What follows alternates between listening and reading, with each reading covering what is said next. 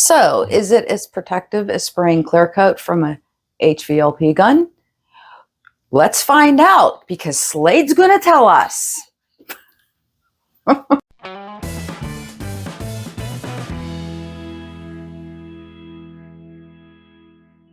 Welcome back to the community, everybody, and thank you for being part of it. And I wanted to take out a moment and say thank you for the donations that have been sent in and the t-shirt and stickers. Thank you so much. That really helps this channel a lot, and I should say the community channel.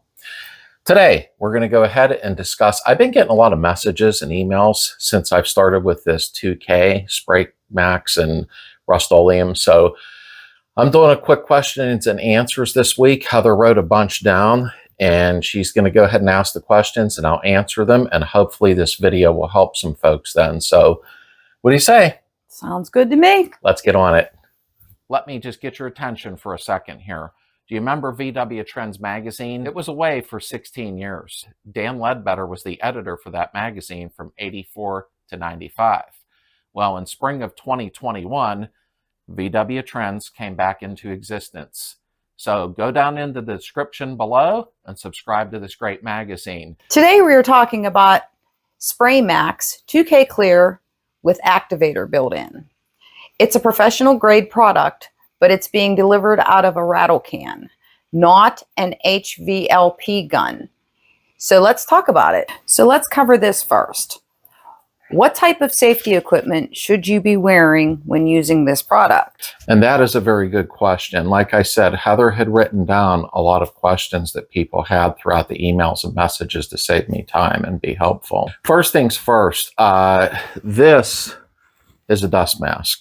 This is used for sanding purposes and debris, things of that nature. So your health is more important than a paint job. So take this and use it for sanding. Do not use it with painting or any type of urethanes, okay? What I do recommend is a good quality respirator. Now this one's made by 3M. I'm not promoting 3M, that's not my goal.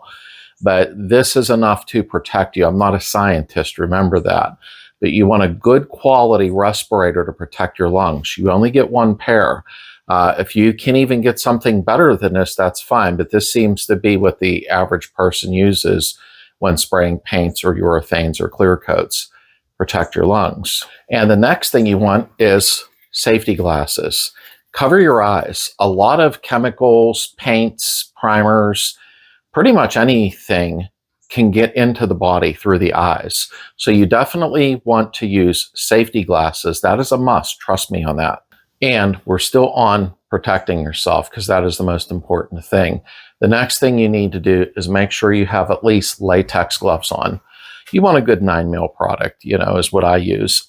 Make sure to wear latex gloves. You don't want chemical getting into your skin, which leads me to the next thing. Wear long sleeves, okay, that go clear down to your gloves when you're using these 2K products with the catalyst in it. You want to wear it, don't be walking around in flip-flops and shorts and a tank top. Cover your body the best that you can, okay? So long sleeves, long pants, shoes, please protect yourself. Even with brake cleaning products, you don't want that stuff getting into your skin. It can cause blood cancer, so make sure to do that. And instead of wearing a baseball cap like I have on, here's a good idea for you, is a welding beanie. That's what I call it, and it will cover your head completely. So make sure to take these measures when it comes to using these products. So what is 2K Spraymax Clear? And what do we need to know about it? And that is a good question. The Spraymax 2K has a lot of products, even primers, things of that nature. I do have a welding primer on hand. It's a very, very good product. It's actually an activated aerosol clear coat for automotive, motorcycle, pretty much anything metal. I've seen people use it on wood. It has a high gloss and it has a really long-lasting finish to it. And it is really highly resistant to gasoline and chemicals. So this is much better than doing one without the catalyst in it. What the 2K means is it's a product that actually contains both the clear coat and the activator. The activator is built into the can. And the activator in it, catalyst, needs to be mixed with the clear coat inside And that's mixing the paint and the hardener together just like you would in a spray gun. And it does allow you to end up with a professional grade performance. And this is just like shooting it out of a gun with a professional clear coat and hardener and reducer.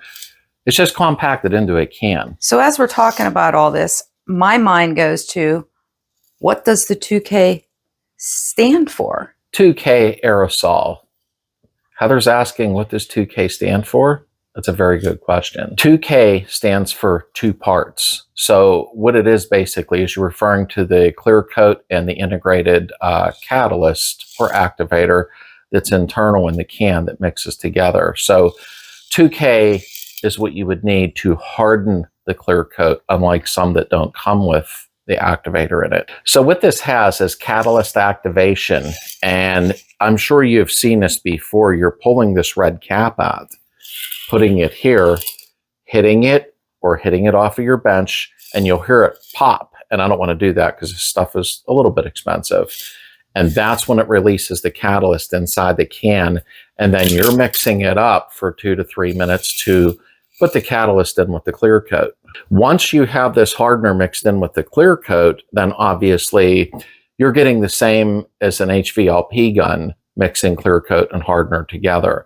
So that's what 2K stands for, 2 parts. Catalyst / hardener mixed with the clear coat for a professional finish, just like out of a gun. So what I want to know is, how's the finish with it? And how does it look when it's done? Honestly, it gives a very nice high quality finish. It's actually designed to deliver a nice smooth flow. And you'll be seeing that actually next week, hopefully. A real nice flow.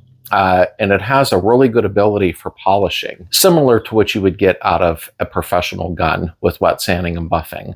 You can't do that with regular clear coats and go hardcore on it, because wet sanding them and buffing them out hardcore without the catalyst, you're going to remove it. So that's a very good question, but it does give a very high gloss finish. And they do have matte available also, or satin. So is it as protective as spraying clear coat from a HVLP gun? Let's find out, because Slade's going to tell us. Okay, since somebody's being smarty pants, but I'll answer that question. It gives a nice protective coating. It seals and protects on new or repaired paint jobs. So if you have to redo a fender on your car, it will protect it just like the factory finish. It'll protect against environmental damage, scratches, abrasions, stuff like that. This is the real deal. This is not a game. This stuff is like delivering it out of a gun. So, okay, smarty pants know-it-all. Will it alter the color of the underlying paint? Like change the tone?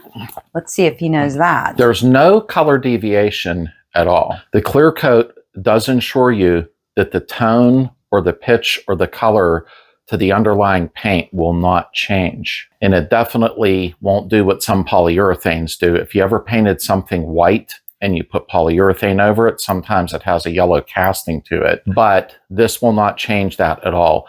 What you put the Spraymax 2K clear over will stay uniform to its color. So what general purposes is it used for? What it's used for is a clear coat on top of, say, motorcycles, cars, bicycles, wagons, whatever is metal.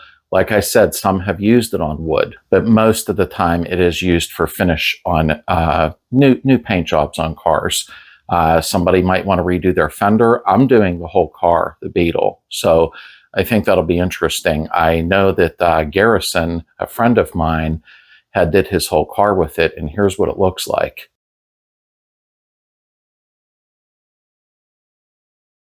Yeah, that is either Duplicolor or Rustoleum paint, which we'll go over shortly with the Spraymax 2K Clear, and it's been that way for years, just like coming out of an HVLP gun. So it can be done for small touch-ups or large paint jobs, depending on what you want to do, but it is definitely worthy of doing it. So how do we know how old this can is and how long is it good for? Like, is there an expiration date on it? All right, that's a very, very good question, and it's something you need to know. There is a date on this can that I'm going to show you in a moment. The date on the can as you see here, is June 7th, 2023. Even the time that it was made. How amazing is that? That date there, some people may look at the can because it's printed right at the top where you're going to see it with the nozzle, say, this can was expired 2 years ago. And actually, there's a big difference there. This can may be 2 years old. I've had it probably about a year maybe. That is the date of manufacture. That is not an expiration date. So what is the expiration date? The expiration date is 3 years after this date. Okay, and it's a pretty close guideline. But if your date on here is 3 years old, get a hold of them and say, hey, I got an expired can here, and I'm quite sure they'll take care of you. And remember, that's as long as you have not already activated and punctured the bottom with a little red lid. Well, how long is it good for after you activated the catalyst? Another good question. And like I said, Heather gathered a lot of questions that were in emails and Messenger, and that's the first time she's helped me that way, and I wanted to thank her again for that. How long is this good for? Once you've pulled the red corky and hit it in the butt. Once you do that and release the catalyst, you have 48 hours to use the contents of the can. Some people have reported that they used it 3 days later, but you're really pushing your luck. So once this has shaken up with the catalyst, you have 48 hours to go. And some things can come into play too. Is it real cold in your garage? Is the humidity real high? So weather and temperature can play a part on this. So try to plan on doing things in a specific order when you're using this, so you use it up instead of wasting it. And another thing, if you are going to park it in a parking spot and not use the whole can, it's good to take the tip off and clean it with some acetone and rinse it really well, because acetone will melt plastic after a while. So don't get carried away about it. Now, how many coats should you lay down for good coverage and protection? And another good question.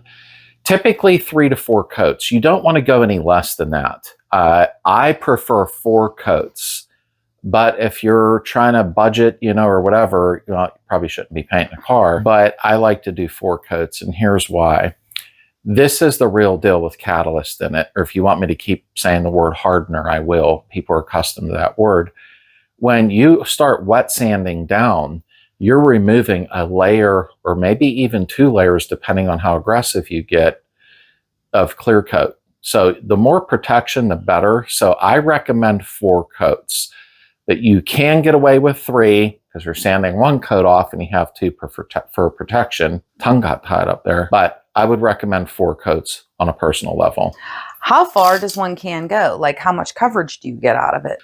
Typically, with 3 to 4 coats, and I do recommend 4, but let's say between 3 and 4 coats, you're going to end up with like 6 to 8 square feet of coverage. Now, yeah, you can go ahead and squirt 25 feet of coverage with it, but that means you're spraying it way too thin. To get the proper coverage and protection, if you do more than 8 square feet, technically speaking, that means the product is on too thin. So make sure that you spray nice, and we'll be going over that when I do start spraying in a week or so here. Make sure you spray it heavy enough. Don't make it run, but if you get more than 8 square feet, then obviously you're putting it on way too thin. Now, how long do you wait in between each coat when spraying? All right, basically it's going to be just like when you're painting, about 10 minutes. Now, however, with the catalyst and hardener, technically speaking, I know I'm not saying it proper, mixed in, that's unlike the paints I'm going to be using. These do not have hardeners in them, okay? This does have the hardener, which will make it dry a little bit more aggressively. With paints without the hardeners, it's around 10 minutes. And make sure whenever you're spraying that you have an inconspicuous area, your masking tape or what have you, that you're hitting to, so you can test it with your glove on and see if it's tacky. Once it's tacky, then you can continue with your next coat of clear. And the same goes for paint. Now, make sure when you're doing that, don't touch your paint. I think people misunderstand sometimes, and they test the paint that they're actually spraying. Do an inconspicuous area. And you can start doing that with this at every 5 minutes, not 10. So check it and then you'll know if you're ready to spray. What all can we spray this over top of? The general purpose of this product, and bear with me on this, is basically for urethane base coats, what you're spraying it over top of, or solvent or waterborne colors, also over lacquer and enamel. But I would test some areas first before going over lacquer. It's just my thought process. Lacquers can literally melt sometimes, or lacquers can melt enamels, but you know what I mean. With spraying over regular enamels, like that I'm going to use, your spray cans, Duplicolor, Rustoleum, things of that nature, there's been a lot of great success with that with no issues, just like the car I showed you earlier, and also over base coats that may have been shot out of a HVLP gun.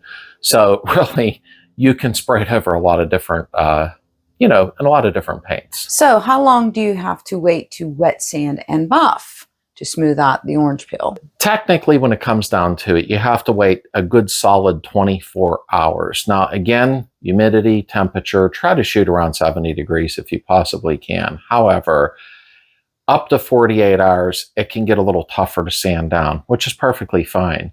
But 24 hours minimum, wet sand and buff, cut and buff, however you want to phrase it. And if it's around 48 to 72 hours, and I've dealt with that in the past, you're going to have to get a little more aggressive with the sanding. Actually, it might just be a little rougher to do, but it will still work. Okay, here's my last question. What should you wet sand and polish with? I'm sure everybody wants to know.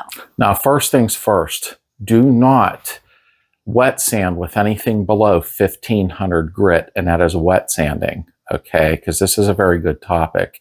And I'll be doing all these videos. I'm just answering questions now, and I'll explain why at the end of this. If you get too coarse with 800 or even 1000, you're going to remove too much product and move too much product too quickly, okay? And that is not a good thing because you're removing your protection. With 1500, I mean, on a personal level, you are not going to remove too much too quick. It may take you a little bit longer, but at the end of the day, it'll come out much nicer. I've even used 2000 grit before, and yes, it does take longer, but the end product is amazing when you get all the orange peel out of it, and I'll show you that in a moment here on the paint I did. Now, remember, you're going to need a buffer, and I'll be showing you how to do that too when it's cut and buff time, and I'll show you what products to use, at least the ones I'll use, and you use what you want to do the cutting and buffing. No matter if you shoot out of a gun or out of a can, you're mostly going to get orange peel. And I'll show you what happened with the paint, which is completely normal. Now, I used the Rustoleum 5-in-1 on this door, and that's what I'm going to continue to use on the car. I'm going to bring you up close in a second and show you the orange peel. Actually, it's not as bad as I thought. I guess I did okay on it. And it depends on your patient's level, temperature, and humidity. But I'm going to use 1500 on this door, and I'm going to go over that in a second with you here when I bring you up close. So this had orange peel from the Rustoleum. I did not clear coat this yet, and I'll explain what I'm going to do since I didn't. But if you come up and look alongside of it here, can you see that little bit of haze, like that orange peel? Okay. You can see this orange peel on camera. If not, I apologize. It has a haze to it, and that's normal. There's no clear coat on this, okay? So I will end up wet sanding this with 1500, and then I'll be clear coating over it. Now, here's what you need to know about this, though. And here's what I wanted to talk about. And don't leave yet, because Heather's going to go over a couple of things. I use the 5-in-1 spray Rustoleum. If you're going to paint and you want the clear coat down also the same day, technically speaking, at the same time, you want to spray your paint on, and like same thing, light coat, wait 10 minutes, check for tackiness. Second coat, a little heavier, check for tackiness 10 minutes later. And your third coat, spray that on heavy without running it. After 10 minutes, or close to 10 minutes, 8 to 10 minutes, depending on control of the humidity and temperature, you're going to go ahead and check when it's tacky. That's when this comes into play. So while you're waiting for this to tack up, or if you've shot it out of a spray gun, you're going to already start soak this in a little bit of warm water, warm, not hot, And you're going to go ahead, shake it up for 3 minutes really, really well. Then you're going to take the cap off. Boom, activate the catalyst. Shake it up for 3 more minutes really, really well. And once your 10 minutes is gone, roughly 10 minutes, check an inconspicuous area, see if it's tacky, and that's when you start with your clear coat, okay? And with that clear coat, you're going to go ahead and spray like a low coat on. Don't fog it. A low coat is what, hopefully that makes sense to you. And then, of course, in 5 minutes, you're going to test it for tackiness. Spray your second coat on, which is fairly like a medium coat. 5 minutes later, check for tackiness. Your third coat's going to be heavier. Tackiness after 5 minutes, and your fourth coat is going to be heavy. And then leave the garage. Don't stand there and stare at it or start walking around and kicking dust up or rubbing your forehead on it or anything stupid. And you should have a pretty good outcome. 24 hours later, you're going to wet sand it like I described, and then you're going to buff it. Now, you'll be watching me do all this in the upcoming videos, but since there were so many questions, I figured this was a video worth doing. I didn't get a chance to do body work this week, and when Heather started going through my email to help me out since I've been behind, and my messenger, she's like, you might want to address these questions coming in. And the reason is if I don't, what's going to happen is I'm going to do a video using the Rustoleum and then the Spraymax 2K Clear, and the whole comment section will get filled with questions. So I think Heather was smart on saying, why don't you do a short video explaining how it works? And that way, hopefully in the comments after that, you'll say, hey, it looked good, or it looked like crap, or whatever you're going to say. But that is the reason for doing this video. So I hope that explained it well. Now, here's what Heather's going to do. Not this coming week. This coming week, I'm going to go ahead and sand down the roof. That'll be next week's video. The whole roof, the cowl, the side sections. I'm going to have the fenders and trunk lid off, clear to the back. And then I'm going to go ahead and do what body work needs done necessary, and then spray it on the primer. And I'm using Rustoleum filler primer, which is a thick primer. I'm going to do that. I am going to time lapse a lot of that with the sanding. Obviously, I'll speed it up real fast with music. But when it comes to spraying the primer and laying it down, I won't speed that up so you can see how I am laying it down.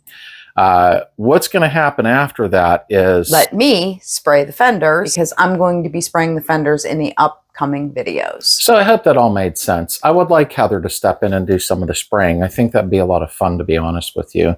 So that's what's coming up, but I hope that answered a lot of the emails and messages I started getting since I started pushing this 2K Clear.